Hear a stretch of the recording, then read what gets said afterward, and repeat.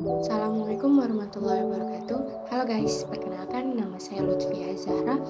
Saya berasal dari Prodi Komunikasi Penyiaran Islam Fakultas Dakwah dan Komunikasi dengan NIM 0101233163. Saya berasal dari semester 1. Baik, di video kali ini saya akan membahas tentang terminologi hadis.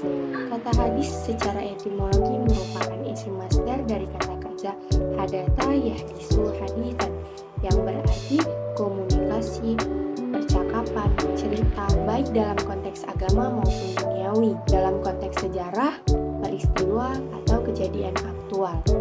Penggunaan dalam bentuk kata sifat mengandung tiga arti. Yang pertama al-jadid, yaitu sesuatu yang baru. Yang kedua ada al-khobar, yaitu berita. Dan yang ketiga ada al-qorib, sesuatu yang dekat. Penggunaan kata hadis ditinjau dari sudut kebahasaan tersebut juga dapat ditemukan dalam Al-Quran.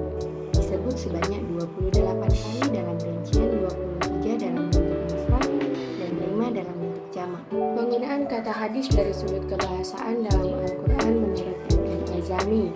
Yang pertama ialah komunikasi religius, pesan atau Al-Quran. Terdapat dalam Quran Surah Al-Zumar ayat 23.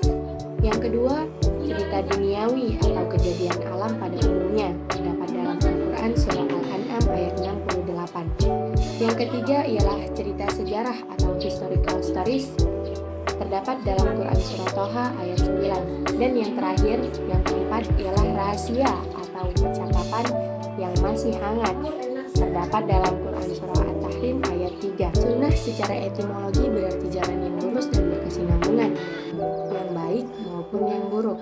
Sedangkan menurut terminologi yang digunakan muhaddisin, sunnah adalah segala sesuatu yang dikaitkan dengan Nabi Shallallahu Alaihi Wasallam, baik berbentuk perkataan, perbuatan, bentuk fisik moral maupun perjalanan hidup, baik dilakukan sebelum diangkat menjadi nabi maupun sesudah menjadi rasul.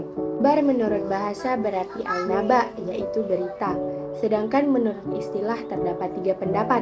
Yang pertama adalah khobar, sinonim dari hadis, yaitu sesuatu yang disandarkan kepada Nabi Shallallahu Alaihi Wasallam dari segi perkataan, perbuatan, takrir, dan sifat. Yang kedua adalah khobar, berbeda dengan hadis. Hadis adalah sesuatu yang berasal dari Nabi, sedangkan khobar adalah berita yang datang dari selain Nabi. Dan yang ketiga adalah khobar lebih umum dari hadis.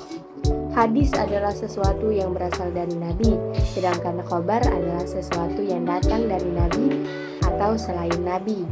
Atsar secara etimologi berarti baqiyat al-syai', yaitu sisa atau peninggalan sesuatu. Sedangkan pengertiannya secara terminologi terdapat dua pendapat, yaitu atsar adalah sinonim dari hadis, segala sesuatu yang berasal dari Nabi Shallallahu Alaihi Wasallam. Dan yang kedua adalah atsar berbeda dengan hadis, yaitu sesuatu yang disandarkan kepada sahabat dan tabi'in yang terdiri atas perkataan dan perbuatan. Dari keempat pengertian tentang hadis, sunnah, khobar, dan atsar, sebagaimana diuraikan di atas, dapat ditarik suatu pengertian bahwa keempat istilah tersebut pada dasarnya memiliki kesamaan. Maksudnya segala sesuatu yang datang dari Nabi Shallallahu Alaihi Wasallam, baik berupa perkataan, perbuatan maupun ketetapan. Kedudukan dan fungsi hadis. Pada masa Rasulullah Shallallahu Alaihi Wasallam tidak ada sumber hukum selain Alkitab atau Al-Quran dan Al-Sunnah.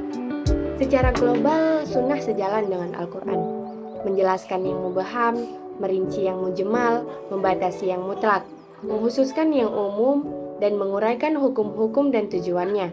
Di samping membawa hukum yang belum dijelaskan secara eksplisit oleh Al-Quran yang isinya sejalan dengan kaedah-kaedahnya dan merupakan realisasi dari tujuan dan sasarannya.